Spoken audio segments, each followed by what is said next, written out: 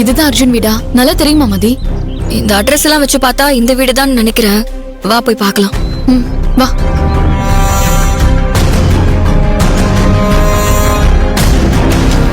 Calling bell.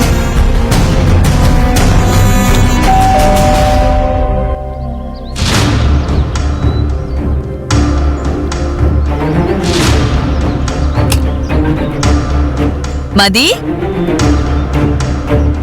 வாமா. நீ வாமா.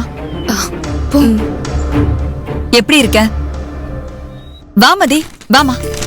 ஏங்க மதி வா மதி, வாமா உட்காருங்க. வா மதி, உட்காரு. உட்காருங்க. இது உன் ஃப்ரெண்டு தானே? அன்னைக்கு முத உன்னை பொண்ணு பக்கம் வந்தப்ப பிரச்சனை பண்ண பொண்ணு தானே இது?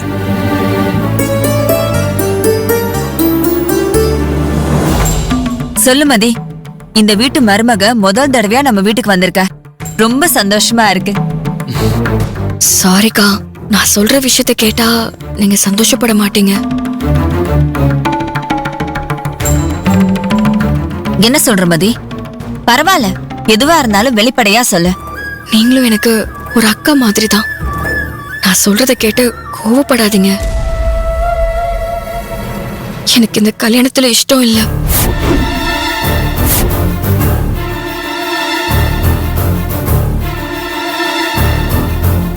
என்னமா சொல்ற? கல்யாணம் நிச்சயம் பண்ணி பத்திரிக்கைலாம் கூட அடிச்சாச்சே, சொந்தக்காரங்க எல்லாருக்கும் பத்திரிக்கை கொடுத்தாச்சே. இப்ப வந்து கல்யாணத்துல இஷ்டம் இல்லைன்னு சொன்னா என்ன அர்த்தம்? மதி, இது ஒண்ணு விளையாட்டு காரியம் இல்ல, இது கல்யாணம். 2 குடும்பத்தோட கௌரவம் அடங்கி இருக்கு. ஞாபகம் வச்சுக்கிட்டு பேசு. சரிமா, நீ கல்யாணம் பிடிக்கலன்னு சொல்றதுக்கு என்ன காரணம்? அத சொல்லு. மதி, சொல்லு மதி. எனக்கு அர்ஜுனோட நடவடிக்கை எதுவுமே பிடிக்கல.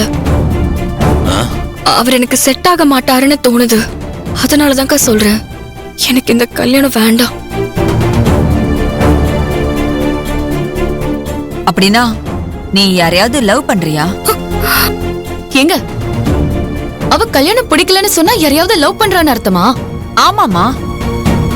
ஆரம்பத்துல மாப்பிள்ளைய ஓகேன்னு சொல்லிட்டு பத்திரிக்கை வச்சதுக்கு அப்புறம் இப்படி வீடு தேடி வந்து கல்யாணம் பிடிக்கலன்னு சொன்னா யாரையாவது லவ் பண்றான்னு தானே நினைக்க தோணும். செல்வி, இப்ப எதுக்கு அவசரப்படுற? அவங்க என்ன சொல்றாங்கன்னு கேட்போமே. நீ சொல்லு மதி, எதனால எங்க அர்ஜுனை பிடிக்கலன்னு சொல்ற? அர்ஜுன் உன்னை ரொம்ப விரும்புறான். அவன் ரொம்ப நல்லவமா. அவனை போய் பிடிக்கலன்னு சொன்னா, இங்க பாரு, நீ அவனை சரியா புரிஞ்சுக்கலன்னு நினைக்கிறேன். இல்லங்க, நான் அர்ஜுனோட பழகி பார்த்துட்டு தான் சொல்றேன். நானும் அவரும் கல்யாணம் பண்ணிக்கிட்டா இங்க 2 பேரோட வாழ்க்கையுமே நல்லா இருக்காது. நான் இந்த விஷயத்தை பத்தி எங்க அப்பா அம்மா கிட்ட சொல்லி பார்த்துட்டேன்.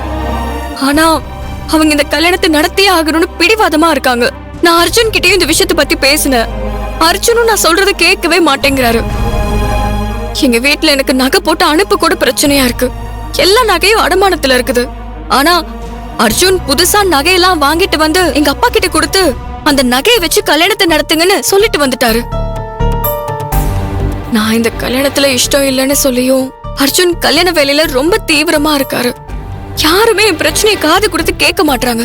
அதான் வேற வழியே இல்லாம நான் உங்களை தேடி வந்திருக்கேன். நீங்க தயவு செஞ்சு இந்த கல்யாணத்தை நிறுத்திருங்க. இல்ல மதி, நீ ஏதோ அவசரப்படுறியான்னு தோணுது. திடீர்னு வந்து கல்யாணத்தை நிப்பாட்டுங்கன்னு சொன்னா எப்படி முடியும்? நீ நினைக்கிற மாதிரி இது ஒண்ணு சாதாரண விஷயம் இல்ல. இது எங்க மான பிரச்சனை. ஆனா இது ஒரு பொண்ணோட வாழ்க்கை பிரச்சனை. கொஞ்சம் யோசிச்சு பாருங்க.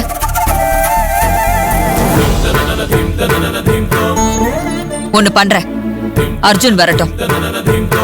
அவன்கிட்ட பேசிட்டு நான் என் முடிவை சொல்றேன். அக்கா, இப்படி திடீர்னு கல்யாணத்தை நிறுத்துறதுல உங்களுக்கு எவ்வளவு பெரிய கஷ்டம் வரும்னு எனக்கு புரியுது. ஆனா வேற வழி இல்ல. பிடிக்காத ஒருத்தரை கல்யாணம் பண்ணிக்கிட்டு இவளாலையும் நிம்மதியா வாழ முடியாது. உங்க தம்பியும் சந்தோஷமா இருக்க முடியாது. அதனால யோசிச்சு நல்ல பதிலா சொல்லுங்க. ஒரு பொண்ணு வாழ்க்கைய காப்பாத்தணும்னு நினைச்சிட்டு இந்த ஒரு ஹெல்ப்ப மட்டும் பண்ணுங்கக்கா, ப்ளீஸ்.